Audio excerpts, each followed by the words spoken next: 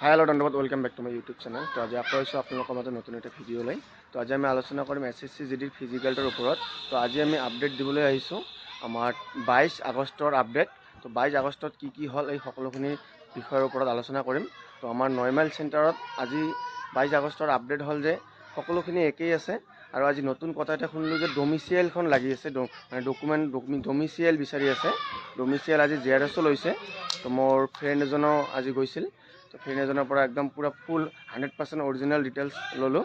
এতিয়া তেওঁ পাছ কৰিছে, এতিয়া তেওঁক ৰিচিপ্টখন দিয়া নাই, এনে সকলোখিনি কোৱালিফাই কৰিছে। তো আমি ফাৰ্ষ্টৰ পৰা ক'বলৈ গ'লে ছেম 3-4টা মানে 2-3টাৰ পৰা লাইনত থিয় দিছে আৰু তেনেকৈ ডকুমেণ্ট ভেৰিফিকেশ্যন হালকা ডকুমেণ্ট চাইছে। তাৰপিছত ৰানিং হৈছে।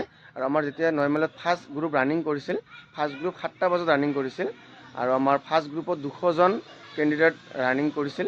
আৰু 200জনৰ ভিতৰত 40জন ফেইল কৰিছিল, 160জন পাছ কৰিছিল।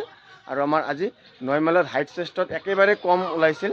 আমাৰ এটা গ্ৰুপৰ কথা কৈছোঁ, আমাৰ এটা গ্ৰুপত মানে 160জনৰ ভিতৰত মাত্ৰ 2-এজনেহে হাইটত ফেইল কৰিছিল আৰু চেষ্টত এজনো ফেইল কৰা নাই ফাৰ্ষ্ট গ্ৰুপটোৰ। আৰু আমাৰ NXR 9ৰ কাৰণে 9জন ফেইল কৰিছিল ফাৰ্ষ্ট গ্ৰুপৰ। মানে টোটাল আমি হাইট চেষ্ট মিলিয়ে আমি NXR মিলিয়ে আমি 10জন ফেইল কৰিব বুলি ক'ব পাৰোঁ। আৰু ইফালে 40জন, মানে 200জনৰ ভিতৰত 50জন একদম ফুল কোৱালিফাই হৈছিল। তো এইখিনিয়ে আৰু মানে NXR 9 মানে কি হ'ল, সিহঁতৰ হাইট ভাবিছিল 170 হ'ব, কিন্তু 170 হোৱা নাই। কিছুমানৰ 169 হৈছিল, তথাপিও ফেইল, কাৰণ NXR 9 লৈ যোৱা নাই। এইখিনিয়ে আজি নৰ্মেলৰ আপডেট। আৰু এতিয়াও সকলো মানে আজি আৰু গ্ৰুপ হৈছিল, আজি 4টা গ্ৰুপ হৈছিল। ফাৰ্ষ্ট গ্ৰুপত 200 দিছিল আৰু পিছৰ গ্ৰুপখিনি একদম 100% নাজানো। তো আৰু কেণ্ডিডেট প্ৰায় 900-1000 মান হৈছিল। আগৰ তুলনাত আজি অলপ কেণ্ডিডেট বেছি হৈছিল।